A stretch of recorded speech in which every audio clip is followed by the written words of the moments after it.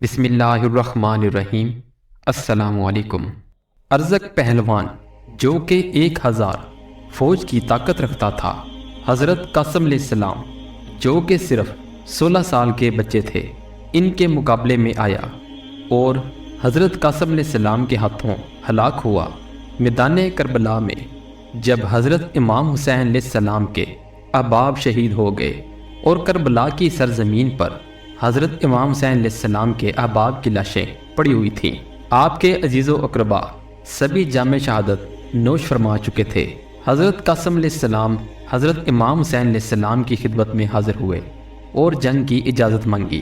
پہلے تو آپ کو جنگ کی اجازت نہ ملی، لیکن بہت اصرار اور حضرت امام حسین علیہ السلام کو خط دکھایا جس میں یہ لکھا ہوا تھا کہ اے میرے بیٹے، جب بھی اپنے چچا حضرت امام حسین علیہ السلام پر مشکل وقت دیکھو تو اپنی جان قربان کرنے سے بھی گریز نہ کرنا۔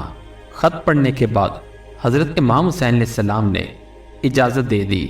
حضرت قاسم علیہ السلام جب میدان کربلا میں آئے تو آپ کے مقابلے میں بہت سے لوگ آئے، لیکن سبھی کو آپ نے باری باری واصل جہنم کر دیا۔ جب سب کو معلوم ہوا کہ یہ بچہ حضرت امام حسین علیہ السلام کا پوتا ہے اور شیر کا جگر رکھتا ہے، تو آپ سے مقابلے کے لیے اور کوئی بھی آگے نہ آیا۔ عمر بن سعد نے ارزق پہلوان کو بلایا۔ ارزق پہلوان جو کہ عرب کا طاقتور پہلوان تھا اور وہ 1000 فوج کے برابر طاقت رکھتا تھا اور کربلا میں یزیدی فوج کے ساتھ تھا۔ حضرت امام حسین علیہ السلام سے جنگ کرنے کے لیے اپنے 4 طاقتور بیٹوں کے ساتھ آیا تھا۔ عمر بن سعد نے ارزق پہلوان کو کہا کہ قاسم کے مقابلے میں تم جاؤ۔ ارزق پہلوان نے اس میں اپنی توہین سمجھی اور اپنے بڑے بیٹے کو یہ کہہ کر بھیج دیا کہ میرے جانے کی ضرورت نہیں، میرا بیٹا بھی قاسم کا سر لے آتا ہے۔ چنانچہ ارزق پہلوان کا بیٹا حضرت قاسم علیہ السلام کے مقابلے میں آیا اور حضرت قاسم علیہ السلام کے ہاتھوں بھری ذلت کے ساتھ مارا گیا۔ اس کی تلوار پر حضرت قاسم علیہ السلام نے قبضہ کر لیا اور پھر للکار کر کہا، کوئی ہے دوسرا جو میرے مقابلے میں آئے؟ ارزق پہلوان نے اپنے بیٹے کو مرتے ہوئے دیکھا تو غصے میں لال ہو گیا اور غصے میں آ کر اپنے دوسرے بیٹے کو حضرت قاسم علیہ السلام کے مقابلے میں بھیج دیا اور اسے کہا کہ تم حضرت قاسم علیہ السلام کا سر لے آؤ۔ بس اتنا کہنا تھا کہ بیٹا جب میدان کربلا میں آیا تو حضرت قاسم علیہ السلام نے اس کو بھی واصل جہنم کر دیا۔ ارزق پہلوان نے پھر اپنا تیسرا بیٹا میدان کربلا میں بھیجا اور پھر چوتھا بیٹا بھیجا۔ حضرت قاسم علیہ السلام کے ہاتھوں چاروں بیٹے واصل جہنم ہو گئے۔ جب ارزق پہلوان نے اپنے چاروں بیٹوں کو مرتے ہوئے دیکھا اور وہ بھی ایک بچے کے ہاتھوں، تو ارزق پہلوان جو کہ 1000 فوج کی طاقت رکھتا تھا خود حضرت قاسم علیہ السلام کے مقابلے میں میدان کربلا میں آیا۔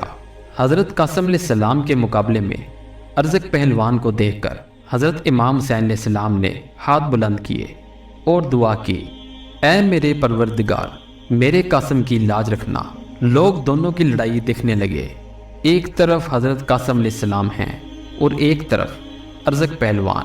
ارزق پہلوان نے ایک کے بعد ایک 12 نیزے حضرت قاسم علیہ السلام کی طرف بہت تیزی سے پھینکے۔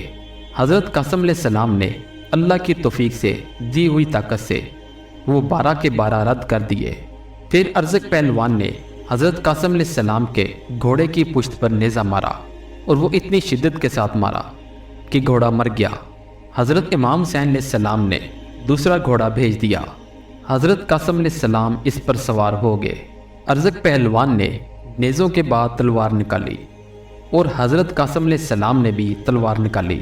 ارزق پہلوان نے تلوار کو دیکھ کر کہا، یہ تو میری تلوار ہے، تمہارے پاس کیسے آئی؟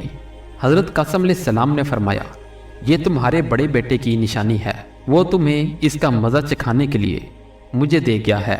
حضرت قاسم علیہ السلام نے اس سے فرمایا کہ تم ایک مشہور سپاہی ہو اور طاقتور جنگجو ہو، پھر بھی اس قدر بے احتیاطی کے ساتھ میدان میں لڑنے کے لیے آئے ہو۔ ارزق پہلوان نے جب یہ سنا تو فوراً گھوڑے سے نیچے اتر گیا اور غصے میں حضرت قاسم علیہ السلام کی طرف تیزی سے تلوار نکالتے ہوئے دوڑا حضرت قاسم علیہ السلام نے پرسکون ہو کر صرف ایک ہی وار کیا اور ارزق پہلوان کو وصل جہنم کر دیا۔ ایسی مزید ویڈیوز دیکھنے کے لیے ہمارے چینل کو لائک اور سبسکرائب کریں۔ اپنا بہت سا خیال رکھیے گا۔ اللہ حافظ۔